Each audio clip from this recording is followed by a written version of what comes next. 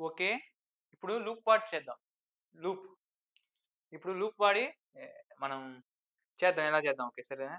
First loops మనకు తెలుసు. For loop ఏముంటదో. Okay. For loop. Okay. First మనం టాస్క్‌ని ఇనిషియేట్ చేసుకోవాలి కాబట్టి ఇనిషియల్.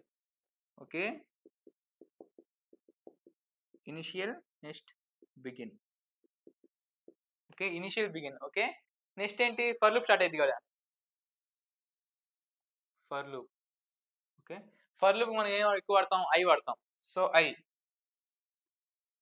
సో, నేను ఐని డిక్లేర్ చేయాలిగా నేను. సో, మనము రిజిస్టర్‌కి ఏం వాడాము ఫస్ట్? ఇది x1 0, 1, 2, 3 3 ఎలిమెంట్స్ ఉన్నాయి. ఒక రిజిస్టర్‌లో 3 ఎలిమెంట్స్ ఉన్నాయి. 1, 2, 3 0, 1, 2, 3 4 ఎలిమెంట్స్ 0 ఇండెక్సింగ్. ఓకే. 0తో ఇండెక్స్ స్టార్ట్ అయింది. 0-3 అంటే 4 ఎలిమెంట్స్. సో, ఇక్కడ ఐని కూడా 4 ఎలిమెంట్స్ కింద తీసుకుందాం. ఓకే. సో, దాన్ని బట్టి ఐని ఎలా డిక్లేర్ చేసుకోవాలో చూద్దాం ఒకసారి. ఓకే. ఐని కూడా రిజిస్టర్‌తో డిక్లేర్ చేసుకుందాం. ఎందుకంటే ఐ కూడా 4 టైమ్స్ తిరగాలి కాబట్టి, రన్ అవ్వాలి కాబట్టి. సో, రిజిస్టర్ 3:0 ఐని అసైన్ చేశాను. ఐ డిక్లేర్ చేసుకున్నాను. సో, ఐని ఇప్పుడు ఇక్కడ వాడొచ్చా చూడండి ఒకసారి. సో, మనం లూప్ స్టార్ట్ చేస్తున్నాం కాబట్టి బిగిన్ వెరీ వెరీ ఇంపార్టెంట్ ఇక్కడ. చూడండి ఇది చాలా ఇంపార్టెంట్ ఇది ఈ డాట్స్. So, loop starts. మీ ఇష్టం ఏదైనా చేసుకోండి. నేను లూప్ స్టార్ట్ రాసుకుంటున్నాను. Loop starts. ఓకే. ఇక్కడ 2 డాట్లు ఇచ్చి లూప్ స్టార్ట్స్ రన్ చేసుకోండి. Okay. Next for I equal to ఇనిషియల్‌గా 0 స్టార్ట్ అయింది. Okay. I equal to 0. Next I less than 4. Okay. I less than 4 అంతే. Next I plus plus. Sorry. ఇది for loop. ఇది Verilog ఇచ్చేది కాబట్టి ఫర్ లూప్ ఎలా declare చేయాలి? I equal to I plus 1. Okay. Next for అంటే ఏంటి? Begin అవ్వాలి టాస్క్. సో, ఫర్ లూప్ కాబట్టి బిగిన్ అవ్వాలి ఇది. Okay. Begin.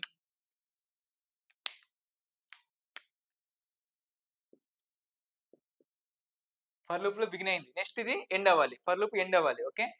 For loop end. ఎక్కడ ఎండ్ అయ్యిద్ది? Okay. For loop end. Okay. చూద్దాం. నెక్స్ట్ రిజిస్టర్‌ని 4 ఎలిమెంట్స్ కింద డిక్లేర్ చేసుకున్నాను. నెక్స్ట్ ఈ x1 x2 కూడా 4 ఎలిమెంట్స్‌తో డిక్లేర్ చేసుకుంటా చూడండి ఒకసారి.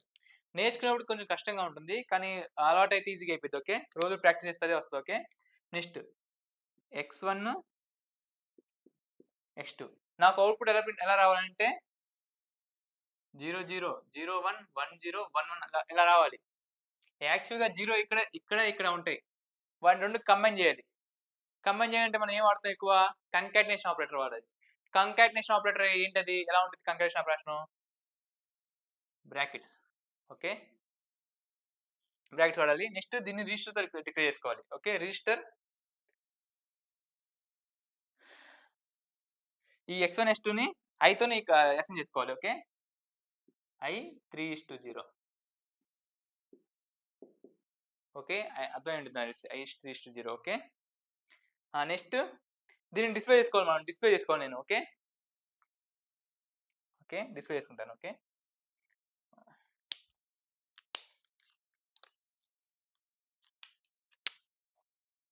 స్టార్ 0 10 నానో సెకండ్స్‌కి డిలే. 10 నానో సెకండ్స్‌తో డిలేతో స్టార్ట్ చేస్తాను. ఓకే.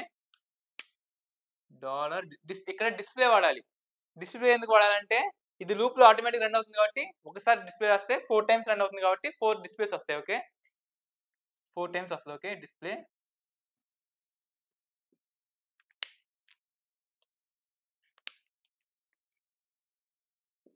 %b, %b. ఈ %b అనేది x1 x2ని అది ఏమంటారు? స్పెసిఫై చేసుకునిద్ది. ఓకే. ఈ x1 x2ని స్పెసిఫై చేసుకునిద్ది. ఓకే. ఈ z1 అనేది దీన్ని స్పెసిఫై చేసుకునిద్ది. ఓకే.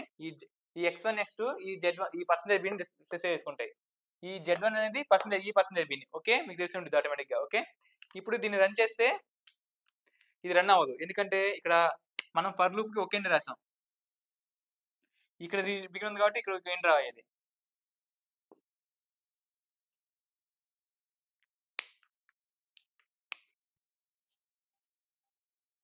ఇక్కడ ఏం రాశాను, నెక్స్ట్ అండ్ గేట్ యూయూటీ అంటే యూనిట్ అనటేషన్. ఇక్కడ మీ ఇష్టం ఏదైనా రాసుకోండి, నేమ్ రాసుకోండి. డాట్ x1 ఇది టెస్ట్ బెంచ్ యొక్క ఇన్స్టాంటేషన్, మాడ్యూల్ ఇన్స్టాంటేషన్ కోసం. ఓకే, నెక్స్ట్ ఏంటి, ఇప్పుడు దీన్ని రన్ చేస్తే ఇక్కడ నుంచి 1000 నానో సెకండ్ వరకు అవుట్పుట్ వస్తూనే ఉంటుంది. ఎక్కడి వరకు వస్తుందంటే up to 1000 nano seconds output వస్తూనే ఉంటుంది. దీన్ని మనం నచ్చిన కేవలం 4 ఎలిమెంట్స్ కోసమే, ఈ 4 ఎలిమెంట్స్ కోసమే రావాలనుకుంటే ఏం చేస్తామంటే యాక్చువల్గా 10 నానో సెకండ్స్ డిలే. ఓకే, 0, 10, 20, 30 అంటే 4 రావాలి. 4 తర్వాత ఇక్కడ నేను ఏం చేస్తాను అంటే ఇక్కడ $0